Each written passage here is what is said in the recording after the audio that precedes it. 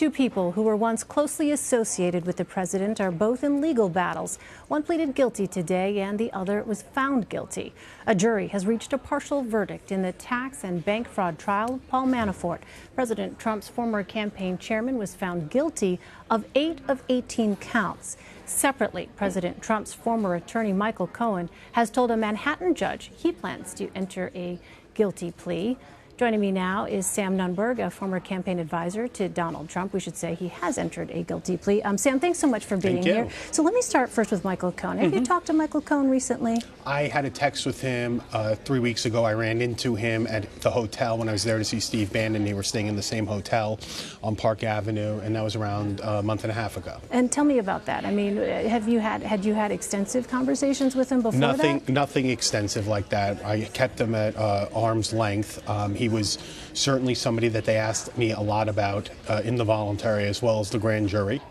I had offered to say that our lawyers could communicate. He never took that offer up. So that was the last time I actually heard from him, was a text where he sent me a couple weeks ago, and he said, well, just wanted to confirm that this was your attorney. My attorney may reach out to him. So what's your reaction to Michael Cohen pleading guilty? Well, Michael and I, we were competitors at first when I started working for Trump. We weren't that friendly, and we became friendly at the end. And I feel very bad for him that this is how it ended up for him working for the president. At the end of the day, this would not have happened, obviously, Elaine, if there wasn't a special counsel, or at least I don't believe, this would have happened.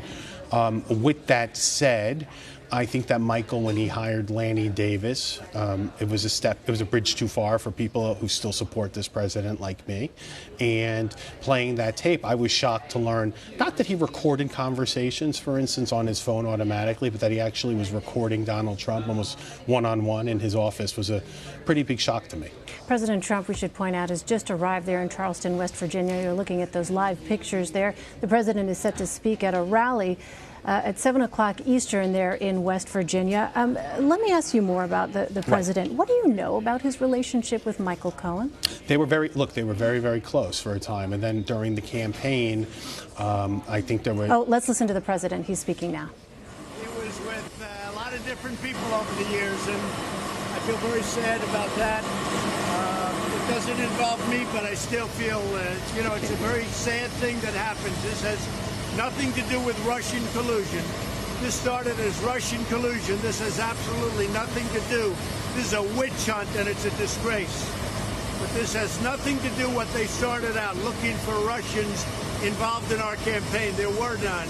I feel very badly for Paul Manafort. Again, he worked for Bob Dole. He worked for Ronald Reagan. He worked for many, many people. And this is the way it ends up.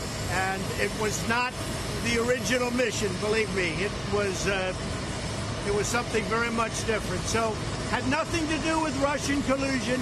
We continue the witch hunt. Thank you very much.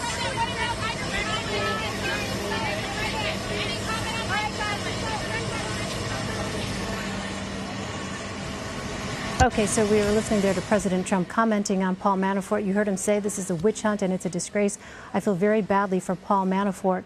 Let me ask you, first of all, about your reaction as well to the Paul Manafort case. That's something that, of course, we've been following as well. But, we heard the president there say, I feel very badly for Paul Manafort. What was his involvement with respect to the campaign? The White House in the past has tried to characterize his involvement as being somewhat minimal and as being somewhat low level. What's your understanding? Well, at that point, I had been fired early on from the Trump campaign, and I was a volunteer for the Cruz campaign. I think when Paul joined, that was the reason why the president helped the president close out the nomination. I'm not so sure the president would have had such an easy time had Paul not joined. That's a fact.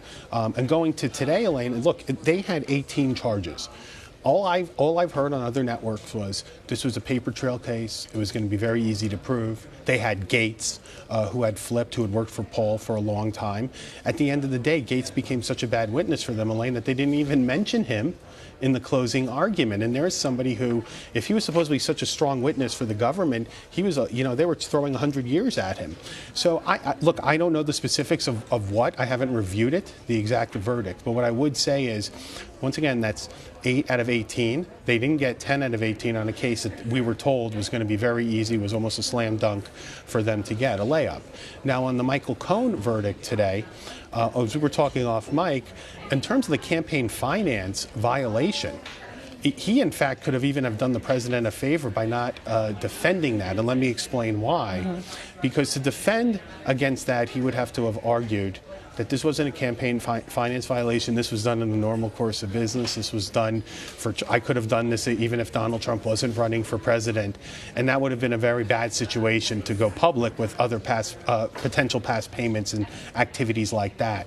So is this a good day for the Trump presidency? No, but is it the kind of day that for a normal president where you would say, oh my God, the noose is closing, they just got his personal lawyer, they got his campaign chairman, he's one step out of the Oval Office? Absolutely not. I think that this has only made people that oppose this special counsel even more adamantly opposed, and to those independents that are holding Mueller under that 50% approval, I don't think he gained any support today, but I could be wrong. But let me ask you, I mean, notably absent from the president's comments there was any mention of Michael Cohen, unless I missed it before we took that live.